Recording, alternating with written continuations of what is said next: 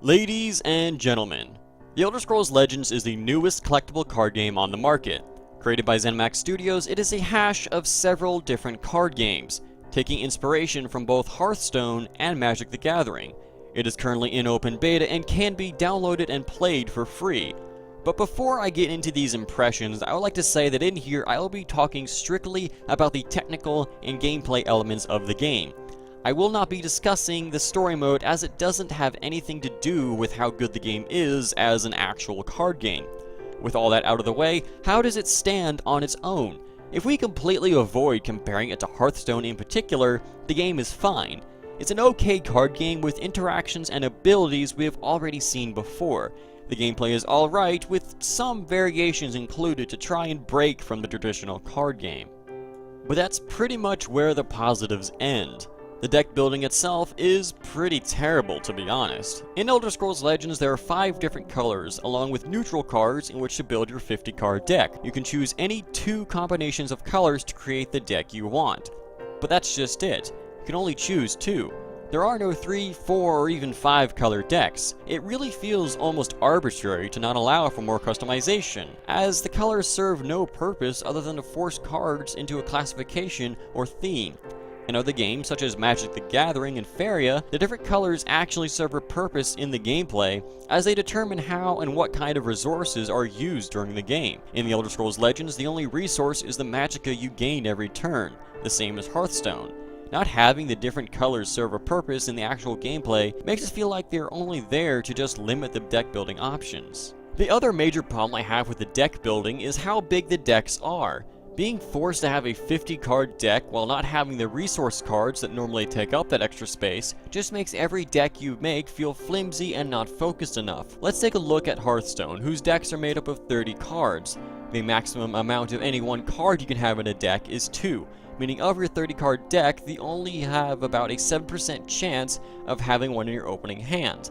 Now factor in the fact that you start with 3 cards in your hand, bringing what's left of your deck to 27, and assuming you didn't get one in your opening hand, you now have about a 7.5% chance to draw one on your first draw.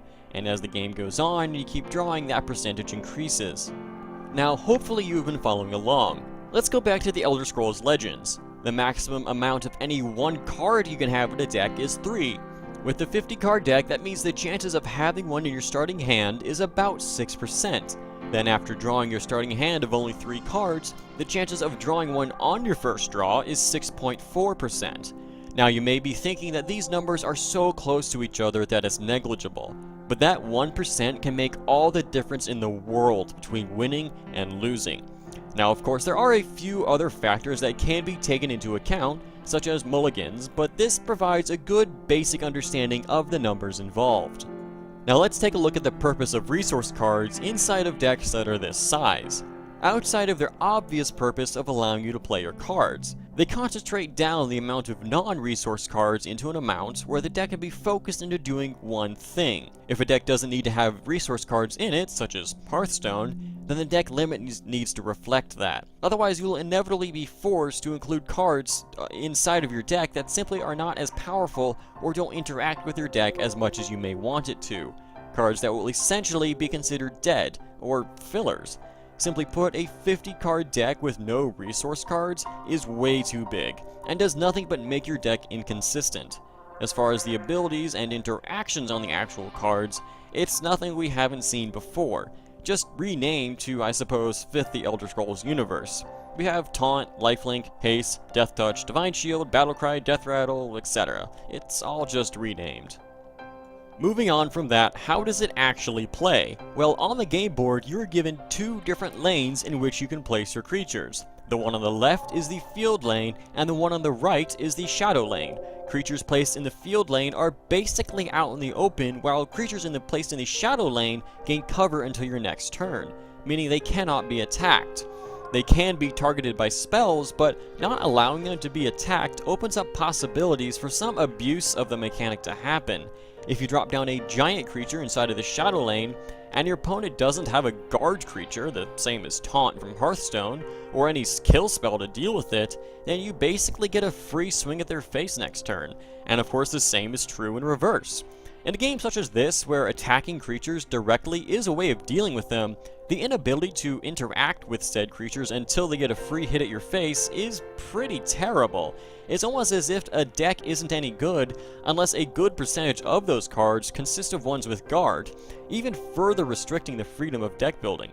Other than that, it plays exactly the same as Hearthstone. It's literally just Hearthstone with an Elder Scrolls skin. Zenimax Studios has said that they wanted to try and compete with, and maybe even beat, Hearthstone with the Elder Scrolls Legends.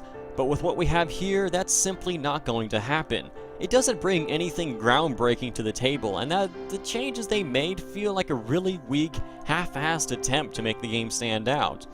All in all, the Elder Scrolls Legends, while it does have some glaring issues, isn't an absolute terrible game.